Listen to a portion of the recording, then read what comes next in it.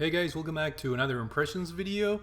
One that it's been long overdue in my channel. As you guys know, every time I beat a game, I try to make an impressions video. And this game in particular, it's one that I keep going back and play this game and beat. Every every 2 or 3 years, I keep coming back to this game because it's a childhood favorite of mine. And I'm talking about Super Mario World. For the Super Nintendo, I'm the SNES mapper, so this game is definitely an important one. And I did earlier, or a couple months ago, did a map out of this game with the button mappers in their podcast channel. So I'm gonna be linking the video below for the map out of that game, because we go in great detail about talking about the different worlds and level in that game in particular. But I figured I'd do my own impressions video in my channel, just to have my impressions, on a childhood favorite of mine. And as I mentioned previously in my channel, this is the game responsible for me being a gamer, pretty much. Growing up, the NES was already out, and I loved video games ever since I played the NES. But it wasn't until I played Super Mario World for the first time that I was like, man, I need to have this game. And back then it was a little bit difficult, because I remember I played it for the first time at my older brother's friend's house. And he had, he was a Japanese guy, actually. We were living in South America back then, and his dad was from Japan, and I guess he had some business in South America. But we went and played it in a Super Famicom, not a Super Nintendo. He had the Super Famicom, and I just fell in love with the game. It was so much better than the NES Mario games, in my opinion. And the first thing I did after playing it at my brother's friend's house, I obviously asked my parents to get me a Super Nintendo, and they were like, no, that's it's too expensive. But 3 years later, it took 3 years before I finally got a Super Nintendo from my parents, and that was a magical moment for me, because the Super Nintendo bundle that they got me was the original. I forgot what they call it, the control set or whatever, that came bundled with Super Mario World and 2 controllers. So mission accomplished, or my dreams came true, back then, because again, Super Mario World just had that impression of being a magical game. The colors, the gameplay, it was just being a kid. I think you're naturally attracted to like colorful stuff, and the music and everything. Till this day, every time I hear the soundtrack of Mario World and the colors, and just play the game, the visual effect, everything just takes me back to my childhood. And I reminisce about simpler times, and it's always a good therapy game for me, playing it, and just having memories of my childhood. But from a storyline point of view, I mean, it's your typical Mario game. The princess gets kidnapped by Bowser, so you're on a quest to save her. But you do get another mission, which is to rescue the Yoshi eggs, I guess, from Bowser, from the Bowser or Koopa kids, as they call them.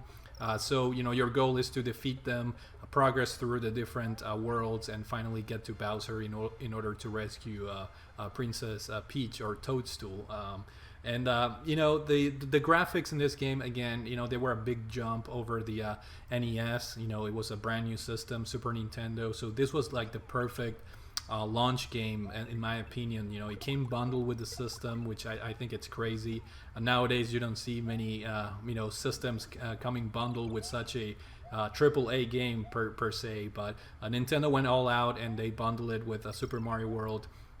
And the graphics, till this day, it's sprite work. It holds its value, if you will. So it's a beautiful looking game, very colorful, and it just brought the animations and the character models, not only from Mario and Luigi and Yoshi, but the enemies and the Koopas and everything. It just brought a charm and soul to all the characters, to the sprite based artwork, and the game just looks fantastic, and a really good use of the color palette. Very bright, colorful tones in the game. So I really enjoyed that.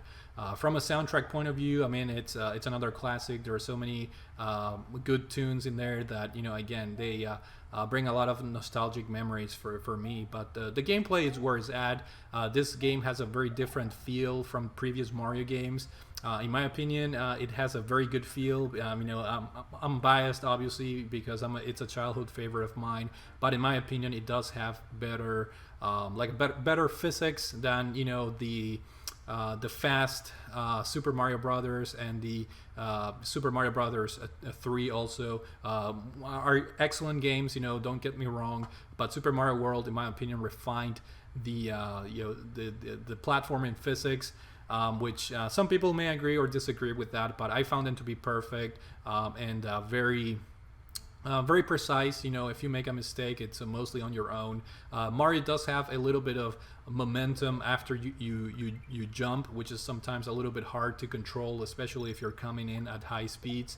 But other than that, I think the physics of the game are pretty good and unmatched in my opinion.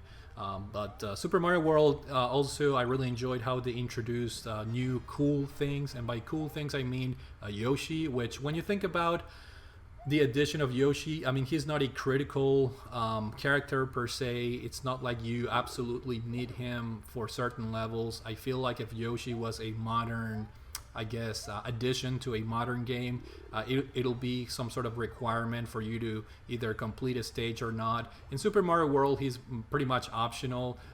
It does help to have him, because if you swallow a Koopa, depending on the color of the shell, you do get special power-ups.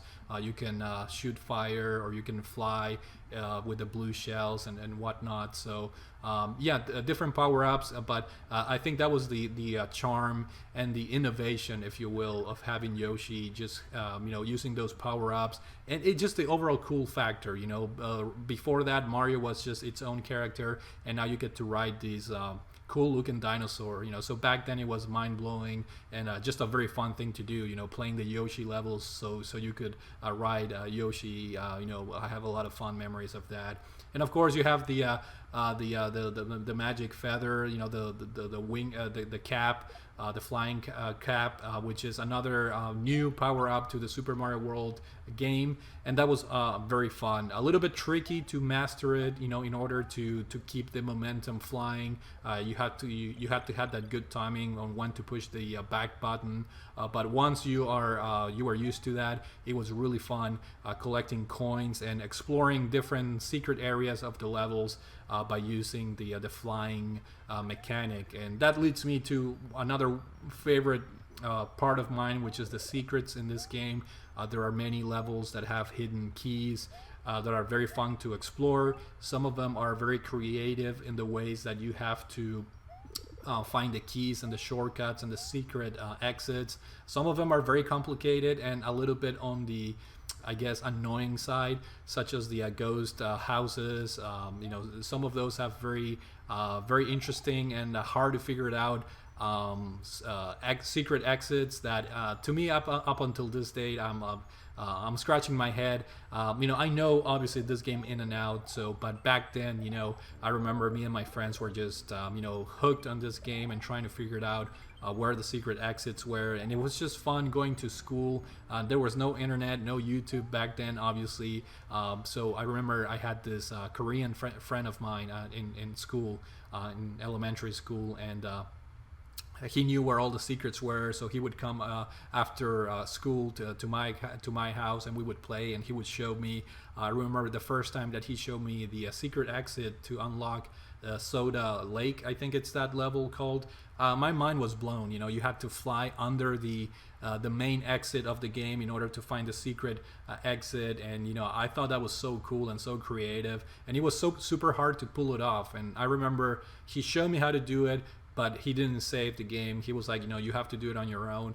and I remember practicing and practicing, trying to get that flying. I did it with the flying cape, so it took a bunch of tries, but when I got it, it was so satisfying, you know, being able to unlock that exit. So overall, you know, the more I play this game, obviously, the more I know where all the exits are, you know, where to go and how to play the game. It's not a terribly hard game as an adult, but I do feel like if I go back and you know, analyze this game from a neutral perspective, I think, you know, when I was a kid, the game presented some challenges. Some of the later levels were a little bit tricky, but overall, it's not a very hard platformer, nor a very long one.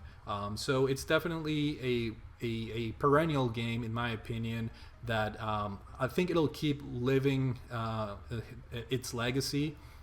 Just because it's such an easy game to pick up and play. The graphical style hasn't gone out of style, you know, in fact, quite the opposite. It's held pretty well due to the beautiful art, you know, pixel art, or, you know, animations or whatnot. And of course, I think Shigeru Miyamoto said when he was interviewed that this is his favorite Mario game of all time, and from a design perspective. And I can see why. I can see how, because the game is just beautifully designed. The way the levels are crafted, the secret areas, the star world, you know, those levels are pretty hard, especially the special world, you know, those levels are freaking hard. Super Mario Maker type of difficulty in some of those, like tubular. Yeah, a lot of fun memories, just, you know, replaying the levels over and over. And there's a reason why I keep playing this game, you know, every 2 years or so. It's a favorite childhood game of mine. Definitely one of my favorite platforming games of all time. So it's an honor every time I get to play this game, whether it's through a virtual console or through the mini Super Nintendo or the original system. You know, fantastic game, highly recommended if you guys have never played it, because again, it's a very short game, and it's a type of game that you can pass on to future generations, so they can enjoy, you know, the simplicity of a side-scrolling platforming game like Super Mario World. So that's it for now. Hopefully you guys enjoyed this video. Thank you for watching, and I will see you all later.